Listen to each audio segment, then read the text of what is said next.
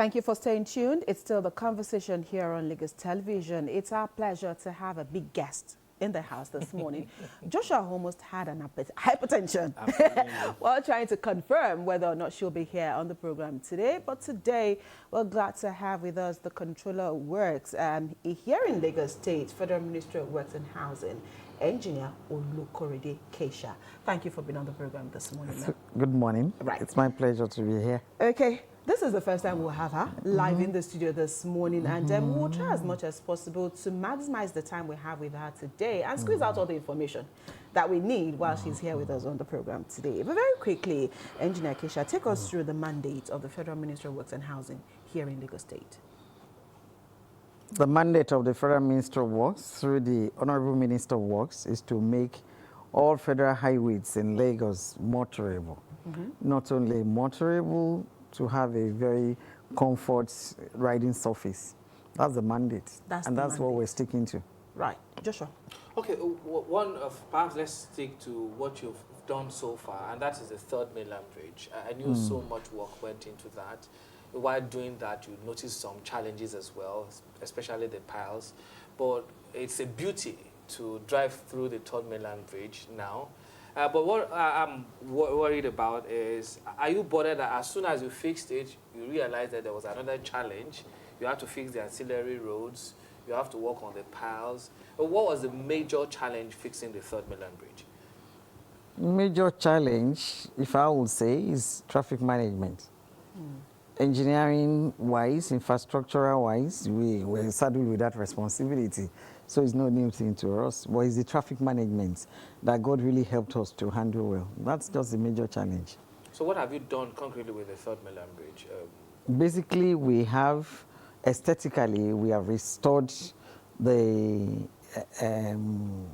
smooth riding surface of that. You can bear witness to that. We're trying to restore the structural integrity of that bridge now. We're doing the underpile, we're working on the piers, we're working on the pile cap, we're working on the deck itself. You observe that when you transverse some length of third mainland bridge, you see it's as if there's a depression, then you come up again. The slab there is actually deflecting. So we're trying to stop the further deflection of those slabs. Right. You understand? That is restoring the total integrity of third mainland bridge. You mean you have to shut down the bridge again? No, we do not have to do that. We do that under the water. So we do all that under the water. This morning, demystify this, with our viewers, that some are also of the opinion that fears that the third mainland bridge may collapse. No. No, there's nothing of such. This government is a responsible one. Even the past administration tried its best, and this one is taking it from where the last administration dropped it. We're working, just like I said, on all the elements, structural elements of that bridge to restore not the aesthetic aspect of it, but even the structural integrity, because that counts most. Most of the things we're doing now is something that naked eyes cannot actually see. You understand? We're under the water working. JB is working day and night under the water. We want to restore all the piers. There are some of the concrete elements in the water as a result of the sulfate and chloride attack on those concretes. They've chipped off, they've given way. So we're restoring all that, refixing the reinforcement, refixing just to restore that structural integrity. We've carried out a comprehensive analysis of the current status of the bridge, and then we're giving it the repairs each element deserves. What do you say about the dredges and, of course, the other two bridges? We have the Ko and Kata bridges. What's happening with them? Thank you for that question. The federal government, like I told you, is a responsive one. Instead of doing only Third Mainland Bridge, we awarded the three bridges: Third Mainland Bridge, Kata Bridge, and Edo Bridge. We're working simultaneously on those three bridges now. And then the dredgers, the Honorable Minister has stopped all dredging 10 kilometers away from the bridges. And that's why you see the activities are now minimized or stopped It has been halted. Before you see them dredging at around Yanoworo, everywhere, nobody is dredging now. You have the Marine Police, you understand, putting surveillance on that bridge day and night. Okay. And they give me a daily report of the activities there. Okay, I'm still going to stick with the Third Mainland Bridge. Again, you talked about the aesthetic nature of that bridge, especially at night. If you drive on that bridge, you will see the beauty of the Third Mainland Bridge. I'm concerned about maintenance culture, because we also do know that there are some bad elements who would also want to go on that bridge to either steal materials or do some certain bad or negative things there. Is there security on that bridge at night? It will interest you to do that. No sooner than we handed over that road to the public, that people started vandalizing. We've caught a lot of people, the DPUs at Bariga, at Ifako, at Adeniji, they're on their toes. And they're in touch with me. The cat eye lights that we put on the... They've been removed. Immediately that we left the place, they started unscrewing them. Even the guardrails, immediately we left, they started. The expansion joints, they wanted to. On Long Bridge, Lagos Shagam, somebody still went to court yesterday. They caught him overnight. He was cutting the expansion joint that had just been fixed, trying to cut it, and the DPO called us. They took him to court yesterday morning. How bad is the work of vandalism? Because obviously some people still don't understand the ramification or the import of these little things that actually spoils the whole concept of they are not little. It's these little things that, you understand, form the bigger thing that we all see or use. So when they vandalize them, they put the lives of everyone at risk. Right. Just like what happened at Ijora Causeway the other time. The bridge there just suddenly collapsed. Yes. Suddenly collapsed. It could have been you, it could have been me, it could have been the governor, it could have been the minister or president applying that route at that time. What would have been the outcome? So oftentimes or sometimes some of these roads do not give way because of their dilapidated nature. It could also be because of vandals. Yes, and so how important, are there awareness going on to ensure that the people take ownership of these projects? If you've been following me up, you'll see that I've been an advocate of that. I've been saying that there must be conscious advocacy concerning public infrastructure. It belongs to, like I tell people, federal government does not stay in my house, does not stay in your house. But they provide infrastructure for all of us to use. So if you see something, say something so that we can do something. Somebody was driving and caught the guy on Lagos Shagam Expressway, caught him in the act, and then called the DPO, and the DPO swiftly responded, and he was caught. If that guy had driven away, that guy, maybe he would have taken the expansion joints away, and by next day, you people will be saying that Julius Berger did not do a good work, oh, federal government, see what they just fixed, oh. And then we'll have a lot of issues going on like that. So you are in the media, you join in the advocacy too. You understand? You help educate, and you are closer to the people at the grassroots, LTV. So help advocate this, help educate our people that this infrastructure belongs to all of us. All of us. Peradventure, we have some nuisance amongst us. Let's bring them out, and then let's expose them, and then let's deal with them, so that going forward they will know that that's not the route to go. Let's bring it to the roads now. Before we come to the recent one, the Lagos Abeokuta. One thing I want to add, sorry, before we go forward, on Third Mainland Bridge, we've had causes to call the contractor back now about 6 times. Why? I don't know. Overspeeding on that road, leading to spillage of petrol materials, leading to vehicles getting burnt on the road. And once vehicle get burnt on asphalt, the asphalt, you understand, will lose its potency. Okay. And then you start seeing failures occurring. Right. So we've called that contractor back about 6 times to come and fix, come and overlay those sections again. Please permit my layman sense here. I'm just going to ask, is it a no-no to put speed breakers on highways? It's a no-no. It's a no-no. A no-no, because they are designed for high-speed limits. So how do we ensure? They are actually designed for high-speed limits. Okay. So our federal road minimum should be 100 kilometers. Minimum. And we even came down on Third Mainland Bridge, we said 80. So even at that, you still see people. And then you see people, their tire get busted, and then they still want to drive with the rim. on the road. On the road. Right. And the process, you remove a whole chunk of the asphalt, and then you create a ditch there. Some ditch on the Yeah. road. And once water collects, it percolates under, and then it will just chip off, start chipping off. So it's because the contractor is still very much around. That's why it's easy to keep calling. Yes, to keep calling. Okay, I think this is a clear. So, at the moment too, sorry, at the moment what is currently going on Third Mainland Bridge is we're doing a monitoring house. We're going to commission it. When we're going to do that, we'll call you. Okay. It's a big thing. We're doing a whole... At the other end. At the other end, yes, to monitor surveillance under the water. Providing speedboats and everything. Okay. So that the Marine Police, yes... Okay. Does this And extend actually- to, sorry Joshua, does this also extend to, what's the current state of the Lagos Ibadan Expressway, especially before Aripo?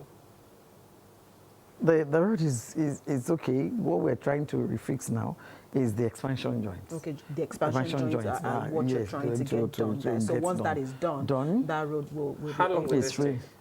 take? Because we're trying to be careful, because it's the road that has just been done, and then we're redoing the expansion joint. We have to manually do it. That's why it looks as if it's taking a bit of a time. That expansion joint has been done about 2 times, even before now. So we're trying to make sure that this time around we do it very, very well. So we're going to be out of the place very soon. Then we'll be left with the pedestrian bridges, the underpasses, and then the overpasses. Okay. Joshua, I need to hold your thoughts. We need to take a very short break and we'll be right back. Okay. So that's what we did. So the first 12 is within the urban center. That's why the noise, it generated so much noise. Okay. Because that's actually within people's homes and people's environments, businesses.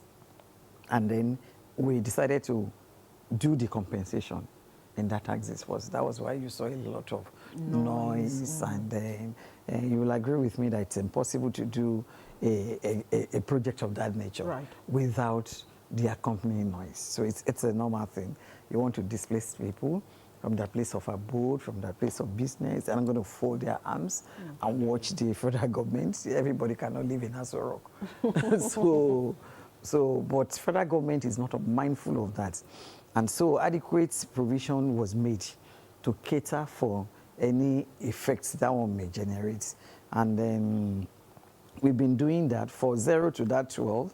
We have almost finished compensation. That's shortly before Lafiaji village. So we finished, we were almost through with the compensation. And people are happy. We displaced them, and then we're compensating for what we did. And so the contractor has access to site and is moving now. So work is ongoing. That's why you see that everything is settling down. I know that I've covered this extensively for LTV, but perhaps you can help with our viewers watching you now as to what that road means, what do we get to see, what is made of, and why you think it's important for us to have that particular infrastructure. The road is long overdue. Most of the roads we have in Lagos or even in Nigeria, they're existing roads that we're even struggling to maintain. Or, you understand, you'll agree with me that the population is growing at an exponential rate. So infrastructural development too needs to grow at that rate to match up the pace of growth of population. So that road is very long overdue, and we're hoping to open more of such roads in the nearest future. The road brings economic benefits to all Nigerians. It brings connectivity. It brings comfort. It brings health and safety to all of us. It's going to also bring a reprieve on the Lagos Ibadan Expressway. That's why it's comforting, and then health-wise and safety-wise, because it's a high-speed road. So it's going to be very safe. Most of it are not within urban centers. So you can press your turtle, and in 8 hours, you are in Calabar. And then you are gone. You are in Calabar, you understand? With a good riding surface. Before we allow you go, I'm sure a lot of our viewers everything will also like to know the state of the road, the Ota Road. It's one that those people want an urgent solution to. What was the position of the Federal Minister of Works on that road?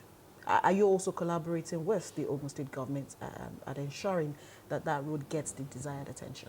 Yes, the federal government is doing that. The road belonged to federal government. I said it before that it was handled by the past administration, handed over to a concessionaire. So this new administration, you understand, wanted to know what happened with the concessionaire. So the documentation and other things caused a bit of delay. Okay. And we have been on the Honorable Minister to attend to the yearnings of the people around that place. So when it looks as if things are getting a bit, you understand that the people can no longer wait. So the Honorable Minister asked us to go to site and still at least do a palliative when all naughty areas, the grey areas concerning the concessioning, you understand, will be understood and then sorted out by this current administration. So the contractor is on site. He was with me a few days ago. I'm sure by next week we'll be there to commission almost a brand new road. Okay. Good to know. Good to know. Perhaps your parting shot as to what else you, especially as pertaining to federal infrastructure as works in Lagos, what else are you looking at in Lagos as we let you go? We're looking at opening new areas because almost all the federal roads in Lagos are fixed. Almost all the federal roads, we don't have any issue. Lagos Badagry, work is ongoing there. Korodu Itoike, work is ongoing. Korodu Shagam, work is ongoing there. Contractors are on site. And then the Jora axis as well? All the bridges have been attended to. Echo Bridge in the next few weeks, you see it just like Third Mainland Bridge. We're going to do all the guardrails, all the lightnings, all the Astrato Valley, all the bridges at Ijora, all the connecting bridges in Gomo, everywhere. So Lagos, yes, will be fixed. So we're looking more into trying to connect other states. We're going to open more roads with this present administration. All right. We're not just going to be fixing old roads. Old roads, okay. Yeah. We do hope that we will be able to have the Federal Controller Works back here in months to come to give an update into all of these projects that she's mentioned this morning. Thank you so much, Engineer Olukorede Kesha, for finding time to be here. Thank you for having me. All right. Thank you. Joshua. Thank you very much. It's a pleasure. I can now have a great weekend.